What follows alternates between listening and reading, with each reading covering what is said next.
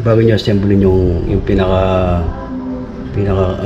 closet, lagyan nyo muna ng mga bracket para hindi kayo mahirapan sa paglagay, dahil kapag nabuo na yung pinaka katawan ng cabinet o closet ay mahirap na lagyan ng ng division.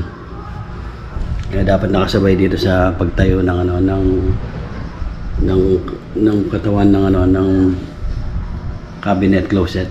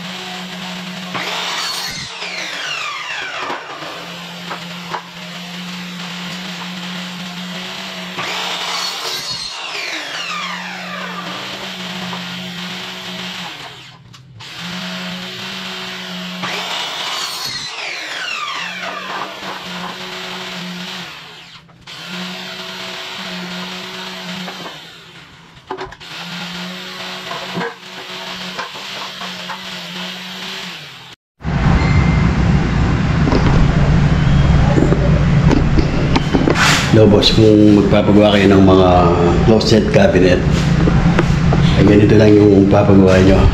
Yung aluminum cabinet, yung ACP yung pinaka-dingding nya. Tapos meron isang alco frame na pang frame sa mga pinto. At yung mga division nya ay mga 1x1 at 2x2 na tubular na aluminum. Parang din ito, parang mga cabinet na plywood. Meron din siyang mga concealed, yung pinakabisagra na, meron din yung 1x3 na bisagra, pero mas matibay ito at saka soft close ito. Hindi siya mabibiglang sumarado yung mga pinto niya. Yung materials nito halos kapareho lang ng medyo mahal lang ng konti sa mga plywood, pero yung plywood maraming hassle, maraming inaanay, tapos yung pintura medyo mahal, tsaka yung pang labor ng pintura, matagal pinturahan yung mga plywood na cabinet. Ito kapag tapos na ay finish na kagad. Basta magaling lang mag-install yung gumagawa. Pwede din ganito, pwedeng sliding. Pwede siyang design na sliding. Ito, swing type lang. Kagandaan ito ay anti-anay. Hindi siya kinakain ng anay, hindi siya nabubulok, hindi siya binubukbok. Madali lang yung maintenance to. Kung masisira ito ay papalitan lang ng hindi katulad ng ng kahoy, yung plywood.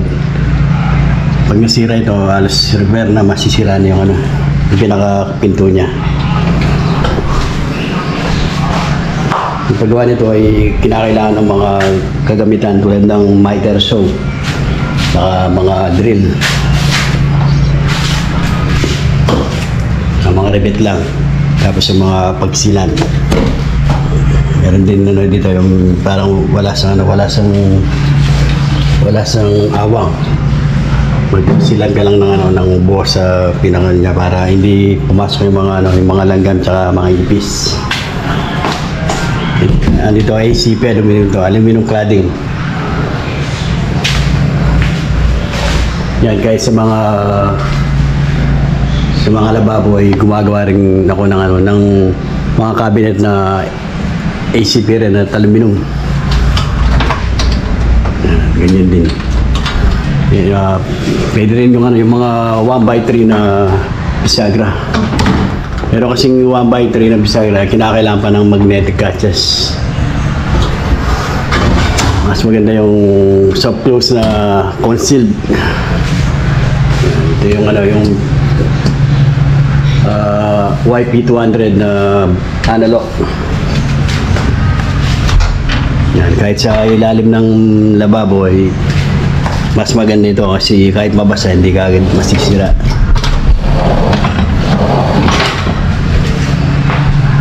Yan, ganyan lang ang paggawa ng mga aluminum na cabinet. Less maintenance. Boss, gumagawa rin ako ng mga stainless na Gator grills. Ito yung mga ginagawa ng mga grills na stainless na 304. Basta kahit anong metal or aluminum may pwede kong gawin. Kahit labor lang or labor material or arawan lang pwede. Ito yung mga ganyan na pwede namin gawin yan. Basta may may budget. Tapos na yung ginawa kong na aluminum. Bali may design siyang kulay itim sa ikatlong pinto. Tapos ECP lahat yung ng dingding ko.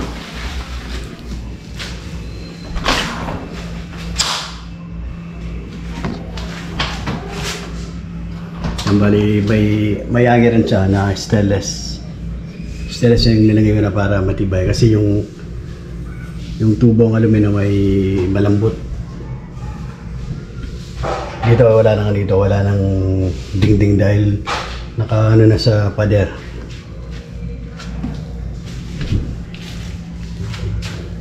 Meron siyang 2 layer sa kanyang sa hangiran. Tapos dito may 3 layer.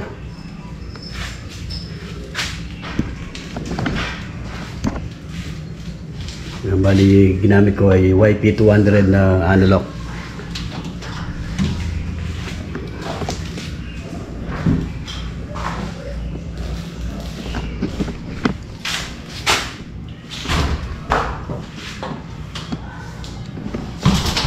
Ito, ready to order dito. Wala nang pintura.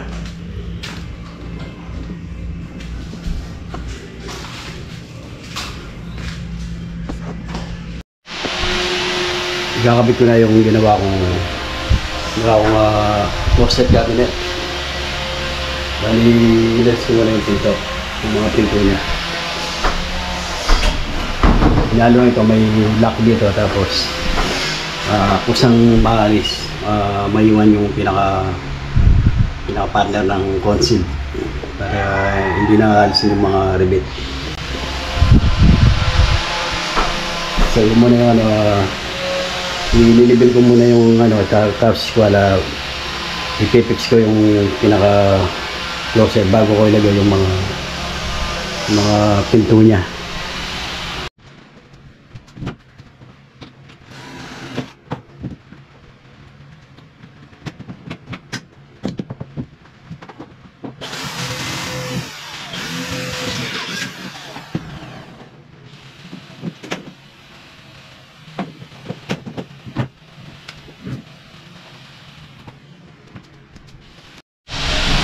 Yan, tapos na yung ginawa kong closet cabinet na install ko na dito sa room.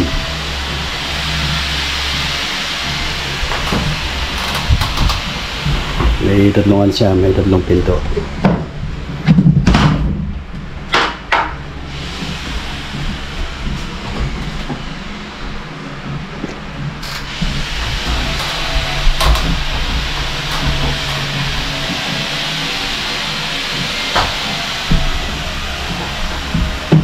meron siyang tatlong layer.